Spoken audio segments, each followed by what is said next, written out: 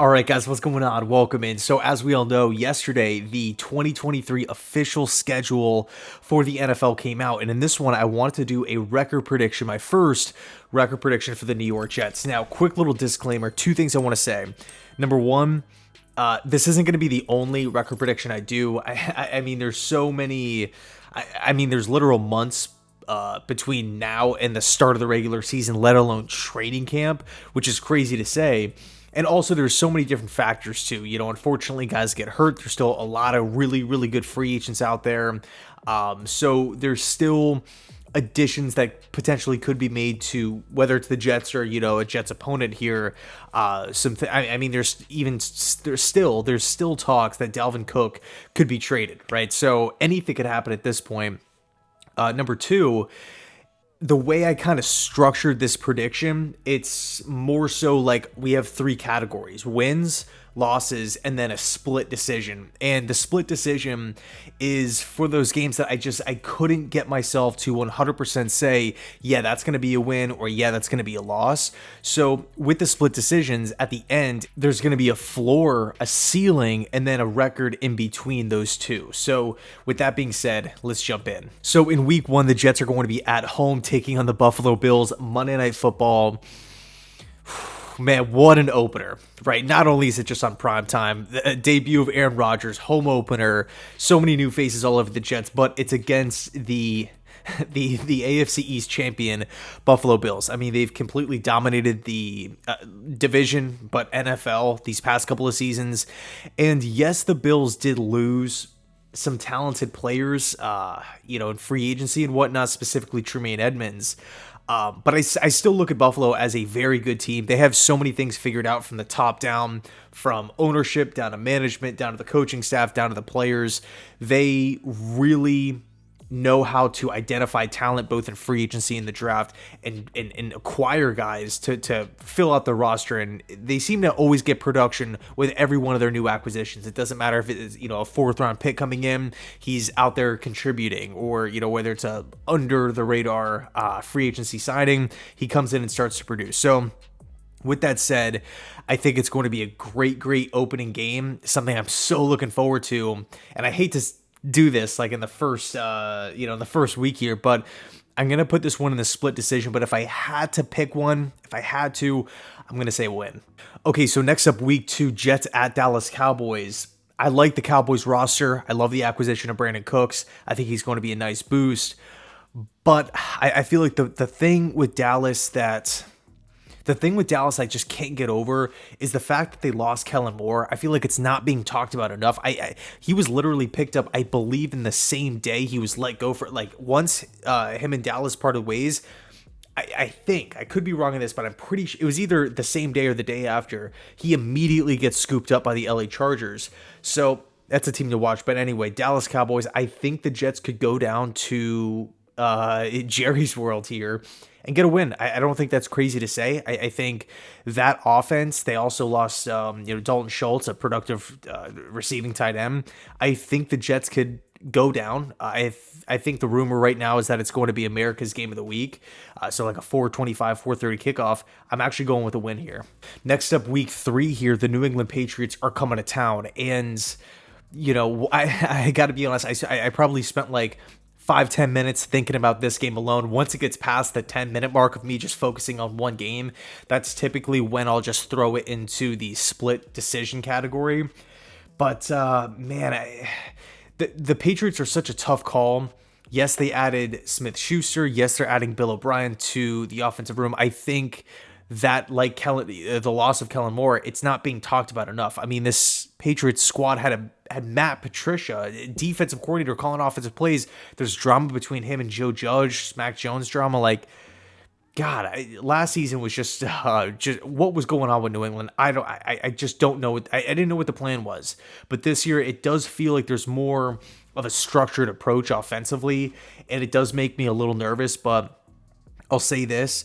The Jets' defense last year completely clamped New England. In both games, the offense was just completely abysmal. Same with special teams, but the defense looked, they were rock solid. So I think it's fair for me to assume that, swapping Zach Wilson out for Aaron Rodgers, understanding that we have a new play caller, a new offense, new additions at wide receiver on the offensive line.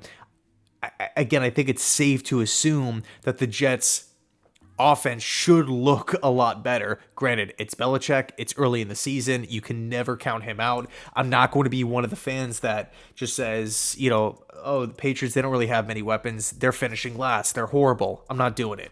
I'm not doing it. The Patriots always find a way, no matter who's on the roster, to hang around, whether it's the 8 wins, the 9 wins, the 10 wins, whatever it is. I'm not writing off New England, but with that said, I'm chalking this one up as a W. Next up, week 4 here, Kansas City Chiefs. I'm going to say it's a loss. I think the Chiefs right now, best team in the AFC, best team in football, Super Bowl champions. Andy Reid in September, good luck trying to coach against that. Good luck trying to defend against all these new plays that Andy Reid typically brings in the early parts of the season. I mean, Kansas City is just absolutely fantastic in the early parts of the years typically. And granted, it's a new year, new faces, and all these different things that we have to consider. But at the end of the day, when I'm thinking about the best teams in football, Bengals, Eagles, 49ers, Bills, I think the Ravens are going to be really good. The Chiefs sit at the top of the throne. And for me right now, week 4, I got to say it's a loss. So in the first 4 games, we're really looking at, I'm hoping for, 3 wins, but I could see it being like 2 wins, right? Somewhere in that mix. Hopefully, the Jets can get above 500 in the first 4 weeks, but if they split even 2-2, I'll live with that. I think it's totally reasonable to expect going into the year. Transitioning to the second part, the next 4 games at Denver Broncos week 5, I'm going to say it's a win. I know things change from year to year, obviously, and the Denver Broncos are not expecting Russell Wilson to look like he did last year. And they also added Sean Payton to the mix. But when we look at how the Jets performed against the Denver Broncos last year, I mean, to me, the Jets defense looked incredibly in sync. They had a lot of production all over the place. This was in Denver too, by the way. The Jets ended up walking away victorious, Zach Wilson at the helm. And one thing that we have to factor in, Nathaniel Hackett is coming from Denver. He knows that roster, right? I know he didn't have a lot of success. I know he was fired not even a year in, which is crazy, but he does know the personnel there. He does know the strengths, the weaknesses of the team. He knows what guys like, what guys don't like. And he also knows what makes Russell Wilson tick, what was going on last season. So maybe he has a couple tricks up his sleeve offensively to, how to attack that defense, but also flipped. And now he can feed information to Robert Saleh saying, this is what Russell Wilson hates. This is where you want to get him to where he really, really struggles, stuff like that. So I think on the road here, I know I'm giving the Jets a lot of wins early, but I do like New York here. Okay, so next up, week 6 here, Philadelphia Eagles. I'm going to say it's a loss. Home against the Eagles, it's a loss. I know that they lost a lot of talent. They lost their DC. They lost their OC. But the Eagles have it figured out, right? They talk about a team that when you look at them from an offensive standpoint, defensive standpoint, coaching standpoint, special team standpoint, like, there's not many weaknesses. There's not many. I mean, look at the Super Bowl. I mean, it came down to like a questionable holding call at the end. Like, Philly is absolutely fantastic. I think they will continue to be absolutely fantastic in the next season.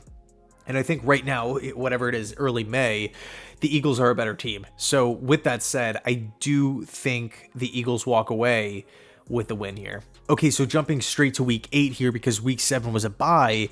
Jets at Giants, technically a home game for both squads. The Giants are interesting, right? They had a lot of close wins last year, a lot of games, low scoring, not much help at wide receiver whatsoever. Daboll first year. They obviously made the playoffs. They had the playoff win. It was awesome.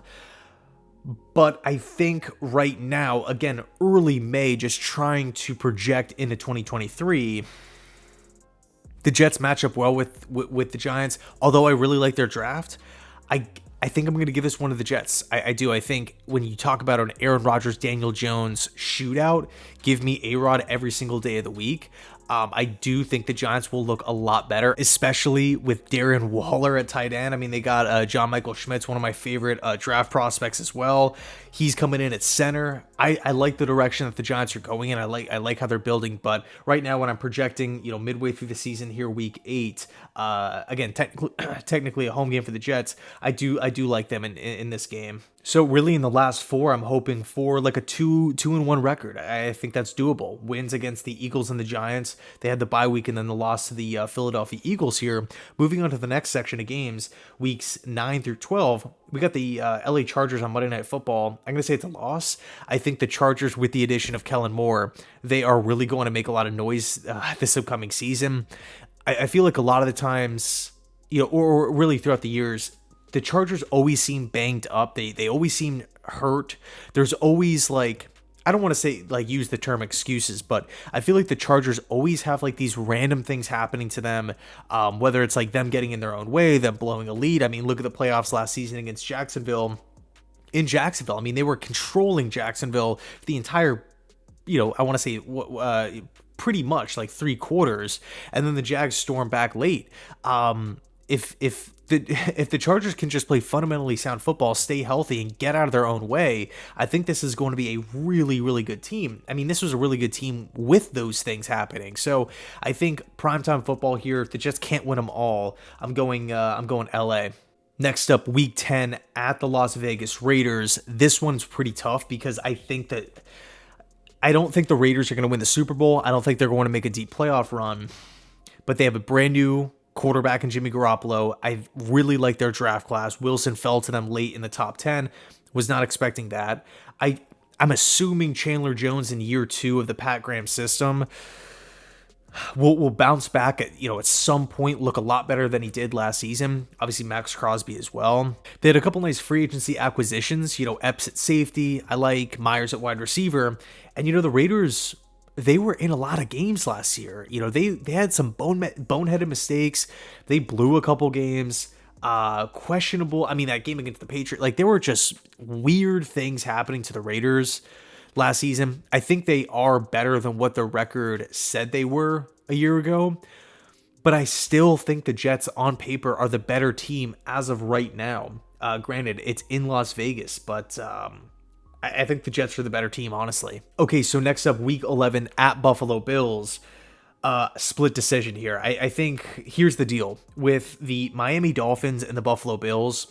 I think the Jets are going to split with both teams. The Jets will get one win, and they'll also get a couple losses. So you could kind of, I feel weird saying, oh, this one is going to be a win, and this one is definitely going to be a loss. I think, bottom line, the Jets will split with Buffalo. They'll split with Miami. Speaking of Miami in week 12 here, Black Friday, first Black Friday game ever, 3 p.m. Friday. It's a weird time slot, to say the least. Again, toss-up. I really like what Miami did. I have to be honest. I have to be objective. Vic Fangio, Jalen Ramsey. I mean, man, there's talks about potentially getting Dalvin Cook. I sitting here right now, it irritates me to say it, but I really like some of these moves that Miami's making. I feel like some of them are bold, some of them aren't, but the ones that aren't are smart and calculated. And this is a team that you can say, hey, if Tua didn't get hurt last season, maybe they would have been a playoff squad. I mean, we saw Teddy Bridgewater out there quite a lot. We saw Skylar Thompson. I mean, he was the quarterback that played against the Jets. That first matchup in the early parts of the season, I think it was in the first 2 months. But in any case, I do see the Jets splitting with Buffalo, splitting with Miami. However it plays out, 1-1 in both wins and losses. Okay, so next up, week 13, Atlanta Falcons at MetLife Stadium. I'm going with a win here. The Jets are just the better team. I like Arthur Smith. I really like their draft.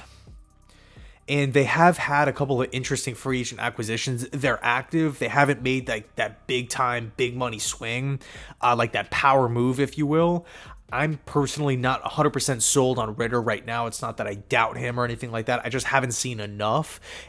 I mean, I guess it does say something that the Falcons passed on all the prospects. They passed on trying to go out and acquire one of these quarterbacks on the market, and they're rolling with them. So maybe there is something there. But at the end of the day, I just, again, early May here, it's so hard to predict what Desmond Ritter is going to look like in week 13. I like some of the pieces on the O-line, weapons, right? Drake London, obviously a beast. Kyle Pitts, still waiting for that breakout season, but and Bijan Robinson too now in the backfield. I like the young core that Atlanta has, but as of right now, I like the Jets overall. They're the better football team. Next up, week 14, Texans at Jets. Another Jets win. Another Jets win here. Houston, obviously, second worst team in football a year ago. CJ Stroud is a guy who I really, really like. But think about this. Well, the Jets are objectively the better football team. They're at home. It's mid to late season here. But also, the Houston Texans' new head coach, Ryans, is coming over from San Francisco. Somebody, and you can make this argument for both sides, right? Saleh knows how to attack his own defense. He knows where the weaknesses are. And I'm not saying that they run the same exact playbook, same exact terminology, all that kind of stuff, but it's pretty similar here. So then it comes down to who do you trust more? CJ Stroud to rip apart the Jets defense, one of the best in football, or Aaron Rodgers to rip apart the Houston defense in year one of the Ryan system. We all saw what the Saleh defense looked like in year one. It was the worst in football. Okay, so Jets win here. Next up, week 15 at Miami. I'm leaning towards a loss, but again, I think the Jets will split. So if they if they lose the first one, I think they'd probably come back and win. Aaron Rodgers did win in Miami a year ago, and he ripped off this amazing throw, scrambling to his left. I believe it was Alan Lazard who caught this pass down the left sideline. It was absolutely incredible. Just Rodgers flick of the wrist, no effort into it. It was an absolute dime.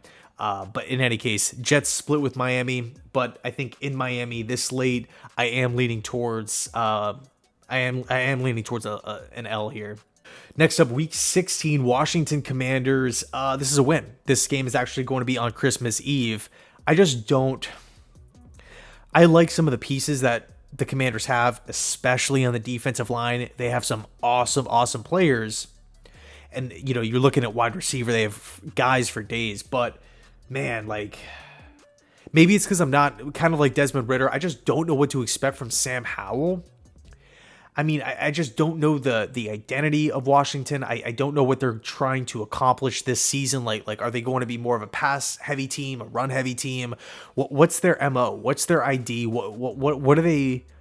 How is this team going to win football games week in, week out? That's the part I'm just missing here. And because they don't have that, because this game is going to be in MetLife Stadium, because it is going to be late in the season, and because I like the Jets roster better than the Commanders, I have to give the Jets a win. Next up, week 17, Jets at Cleveland. Man, this one, Thursday Night Football too, by the way. Cleveland's roster is really good.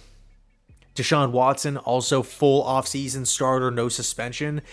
I think there's a chance that he could bounce back in a really good way, but you know what? I think I'm going to put this in the category that could go either way here. I want to say the Jets, I really do, but thinking about Myles Garrett coming off the line, not really knowing who the again, it's early May, not really knowing who the left tackle of this football team is going to be, not knowing who the right tackle of this, the team is going to be, thinking about the defensive line, Dalvin Tomlinson now coming in too. They also have guys on the perimeter with Newsome and Ward. I think it's going to be tough. It's a short week coming off of Washington in Cleveland. I don't want to just outright say it's an L, right? Jets are definitely going to lose that one. So I think it's going to go in the up in the air category. And then last but not least, at the New England Patriots, I think I'm going to say this one's a loss. I hate to say it, but just trying to be realistic here. Again, the Jets can't win them all. As much as I want to predict the Jets to go undefeated here, I just can't really do that. But thinking about how the Patriots play late in the season in their house, historically against the Jets, I do think this is going to be a really, really tough game. But with that said, you never know. You never know. So overall, we got 8 wins, we got 5 losses, and we got 4 games that could go either way, in my opinion. What does that give us? It gives us a floor, worst case scenario, assuming everybody's healthy, 8-9. That's, again, worst case scenario. The Jets are dropping games that they shouldn't be. All the games that, are against opponents on their same level, they drop, they lose. I think worst case scenario, it's 8-9. Ceiling, best case scenario, they're beating Buffalo. They're beating Cleveland late. 12-5. 12-5. But realistically, I think it's probably going to be somewhere in between. They probably get some of those ones that are split. They probably drop some of the ones that are split. I think, honestly, I can say that my number, the record, right, again, it's early May. The number that I want to highlight, 11 wins. That's what I'm going with. 11 wins for the New York Jets in 2023, assuming everybody's healthy, assuming there's no crazy thing that comes out where, somebody has to miss time, or Aaron Rodgers breaks his hand and he's playing at whatever it is, 60%, 70%. I mean, last season he played through a broken thumb. I'm talking everybody's healthy. I'm expecting 11 wins for this Jets squad in a schedule that's, it's not great, but it's definitely not horrible. The Jets could have easily had it a lot worse. Some of the take home points, I guess, some of the thing, overview comments about the schedule. I actually jotted some of them down. We have 10 home games, 8 road games. Obviously the game against the New York Giants technically counts as a home game here. In weeks 6 through 8, they're all at home. There's no travel there. It's home against the Eagles, bye week in week 7, and then that Giants game in week 8. I mean, that's 3 straight weeks of zero traveling. It's just practicing at the facility. And also in weeks 13 through 16, I expect the Jets at worst to go 3-1 there against Atlanta, Houston, Washington, and Miami. I mean, there's a chance that they could beat Miami on the road. They could go 4-0 in that stretch. I mean, talk about looking at, especially at how last December played out.